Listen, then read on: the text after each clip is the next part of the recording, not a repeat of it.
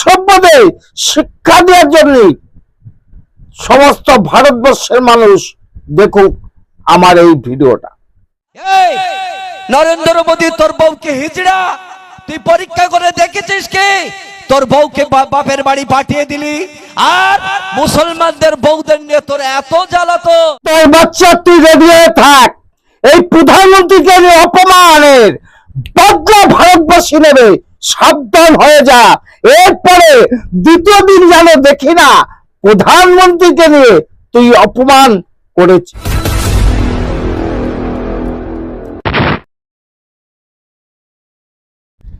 নমস্কার, আমি কৃষ্ণপদ অধিকারী।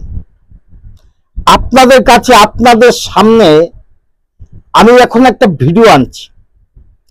ভিডিওটা দেখবেন, দেখার প্রয়োজন আছে।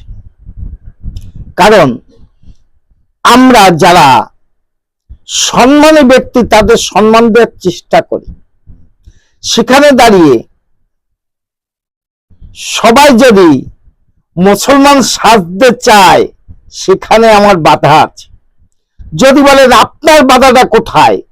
কারণ এই সমস্ত অসভ্যদের কোনদিন মুসলিম সমাজের লোক কিভাবে জায়গা দেয় আর এরা মুসলমান কিভাবে দাবি করে জানি না, কিন্তু আমিও বলতে চাই এই অসভ্যদের শিক্ষা দেওয়ার জন্য আমরাও তৈরি হচ্ছি।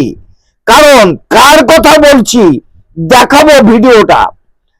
ভারতের প্রধানমন্ত্রীকে নিয়ে, তাকে নিয়ে যে কুৎসিত যে ভাষায় আক্রমণ করলো, এবং বাংলাদেশে শেখ হাসিনাকে নিয়ে যে কথাগুলো বললো, এই কথা তীব্র প্রতিবাদ জানাচ্ছি। কারণ আমি জানি যে মূর্খ সব দিন তর্কে ফার্স্ট। এই সমস্ত অপদার্থদের শিক্ষা এবং তাদের শাস্তি করা হবে এই বাংলায়। কারণ প্রধানমন্ত্রীকে নিয়ে অপমান সইব না, আমরা প্রতিরোধ গড়ে তুলব, প্রতিরোধ করব। এই অসভ্যদের এমন শিক্ষা দেব যে জীবনে কোনদিন প্রধানমন্ত্রীর নামে কোনো বাজে কথা না বলতে পারে। চলেন শুরু করব ভিডিওটা। তার আগে একটা অনুরোধ করছি, এই অসভ্যদের শিক্ষা দেওয়ার জন্য সমস্ত ভারতবর্ষের মানুষ দেখুক আমার এই ভিডিও। নরেন্দ্র মোদী তোর বউকে হিজড়া, তুই পরীক্ষা করে দেখেছিস কি? তোর বউকে বাপের বাড়ি পাঠিয়ে দিলি, আর মুসলমানদের বউদের নিয়ে তোর এত জ্বালাতো। হোসেন এলার্জি, হাসিনায় না, এই ভারতবর্ষ ছাড়া হাসিনার আর কি কোনো জায়গা ছিল না? না, নরেন্দ্র মোদী যেতে দেবে না। এত মহব্বত, যাওয়া যাবে না বাবু, তোমাকে থাকতে হবে।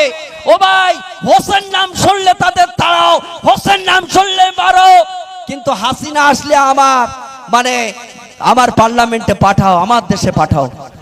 যেদিনে পার্লামেন্টে বিল পাস হচ্ছিল আপনারা সেলাইন টানছেন, কারোর ভাগ্নির জন্মদিন হচ্ছিল, এগুলো আমাদের খেয়াল রাখা দরকার, ঠিক না বেঠিক? আমাদের পক্ষে যখনই কোন রকমের আওয়াজ আসবে মুসলমানের বিপক্ষে, যখনই কোন রাঙানো চোখ দেখা হবে, মুসলমান একতাবদ্ধ ভাবেই আমরা লড়াই করব। আমার আল্লাহ বলছে তাসিমু বিআমরিল্লাহি জামিআ ওয়ালা তাফাররাক, বান্দা এক হয়ে যা। দেখ তোরা যদি এক হয়ে যাস, কোন বাতিল শক্তি তোদের ক্ষতি করতে পারবে না। A farmer had a 3 sons, they are always called. একটা কৃষকের 3টে পুত্র সর্বদা ঝগড়া করত। কৃষক তিনি একটা স্টিক বান্ডিল, লাঠির বোঝা ছেলেদেরকে দিয়ে বলল ভাঙো। শক্তিশালী ছেলেরা ভাঙতে পারলো না। লাঠি একটা একটা বার করে দিয়ে বলল ভাঙ। অনাসে ভেবে বলল, কৃষক বোঝাতে চেয়েছে তোরা যদি লাঠির বান্ডিলের মতো এক হয়ে যাস তাহলে তোদের ক্ষতি করতে পারবে না। আমরা বিহারি বাঙালি নয়, কালো সাদা নয়, দল মত নয়, আমাদের কাবা এক, আল্লাহ এক, রাসূল এক, আমরা সেই আল্লাহর জন্য পৃথিবীর জমিনে যেখানে আমরা থাকব, মুসলমানের বিপক্ষে, আমাদের বিপক্ষে কোনো কথা গেলে মুসলমান আবারও নরেন্দ্র মোদী হুঁশিয়ার, এ গদি তোমায় ছাড়তে হবে। আরে মুসলিমরা ওয়াকফ বিল বাতিল করিয়ে ছাড়বে, ও গদি তোমায় ছাড়াবে। মুসলমান পুনরায় আবারও একবার বদরের মতো, ওহদের মতো তাহলে বাদর সেজে গেল সমস্ত মুসলমান। বাদর মানে কি বলেন তো? রামের ভক্ত। আমিও বলছি এই ভারতবর্ষে থাকতে গেলে রামের ভক্ত হওয়া লাগবে এবং বাদর সাজা লাগবে। শুনে রাখুন, আপনারা যে লম্ফজম্প মেরে বেড়াচ্ছেন, সাবধান হয়ে যান।